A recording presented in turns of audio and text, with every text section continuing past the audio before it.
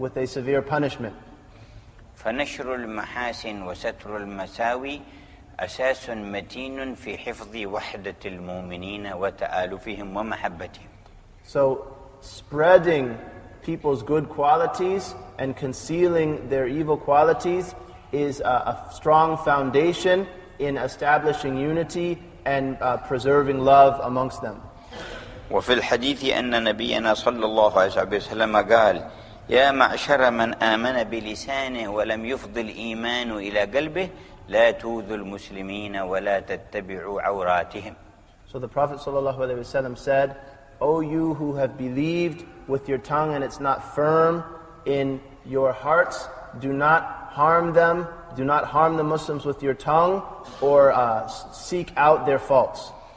وفيه إشارة إلى أنه لا يتولع بنقل معايب المسلمين والكلام عليهم إلا من لم يتمكن الإيمان من قلبه. And in this there's an indication that someone will not have an attachment to spreading the faults and slandering the Muslims except someone whose faith is not firmly grounded in their heart. وذكر لنا معنى ثانيا لحديث المؤمن مرآة المؤمن. He mentioned a second meaning of the hadith, that a believer is the mirror of another believer. فقال معناه أن المؤمن يرى من أخيه المؤمن معايب وصفات سيئة فيتلطف في تنبيهه عليها ويعمل على تخليصه منها، فهذه وظيفته مع أخيه المؤمن.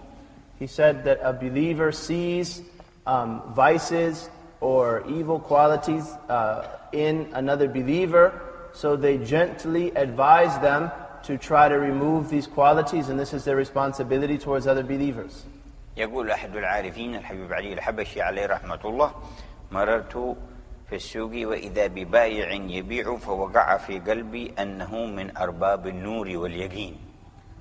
Habib Ali al-Habashi, he said that he passed by a merchant in the market, and it occurred to my heart that this is one of the friends of Allah, one of the awliya. قال: فوقفت مع الذين يشترون عنده رجاء أن يحصل بيني وبينه تعارف في الله ومحبة في الله. So I stopped with those who were buying from him, hoping that we would get introduced and have that brotherhood would occur between he and I for the sake of Allah. فلما رآني ذلك البائع المعترف قال: انتظر قليلا يا حبيب حتى نخلص الزبائن الذين معنا. So when he saw him, he looked at him and he said, wait a little while, O Habib, until we finish with these customers that are with us. فلما أكمل الزبائن الذين معه أغلق دكانه وأخذ بيده ومشى إلى مسكنه. So when he finished with those customers, he closed his store and he took him by the hand to his home. فوجد مكانا متواضعا يسكن فيه هذا الرجل. So he found a humble place, a very basic, simple place in which this man lived.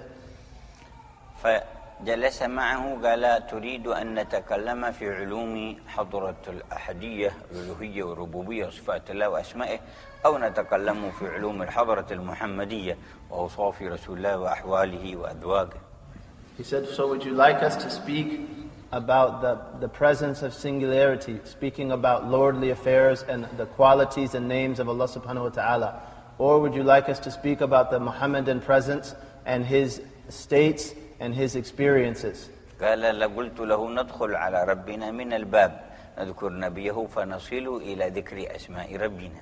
So Habib Ali Habshi said, we'll enter upon our Lord through the door, meaning we begin by mentioning the Prophet ﷺ and then reach our Lord through that.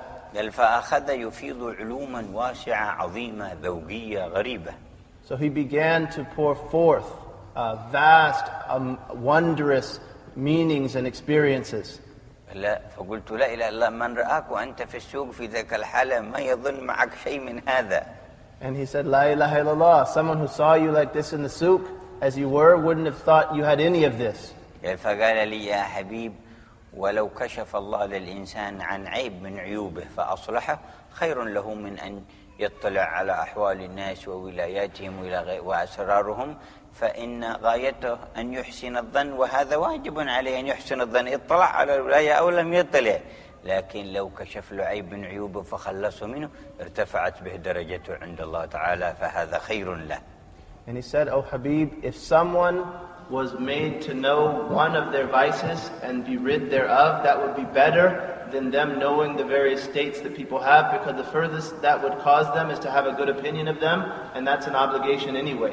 However, if one of our vices is rectified, that's of real benefit." قال فسقاني بهذا كاسا من التربية والتنبيه والتأديب.